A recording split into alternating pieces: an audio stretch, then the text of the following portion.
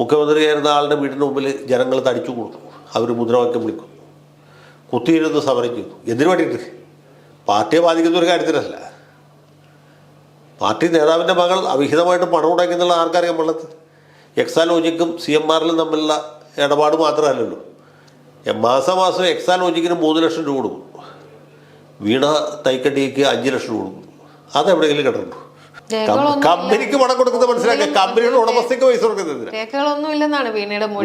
അല്ല, ഒരു സേവനവും ചെയ്തിട്ടില്ല എന്നുള്ള വേറെ കാര്യം. ഇനി സേവനമില്ല, ഇനി എന്തെങ്കിലും സേവനം ഉണ്ടാകേണ്ടവരാണെങ്കിൽ കൊടുക്കാമെന്ന് വിചാരിച്ചിട്ട് റീറ്റെയിലർഷിപ്പായിട്ട് കൊടുക്കുന്നതെന്ന് മനസ്സിലാക്കുക എന്ന് വിചാരിക്കാം. അങ്ങനെ ചെയ്യാമല്ലോ. ഇപ്പോൾ ചില അഭിഭാഷക സ്ഥാപനങ്ങളും മറ്റേ വ്യവസായ ശാലകളും തമ്മിൽ അങ്ങനെ ബന്ധമുണ്ടോ?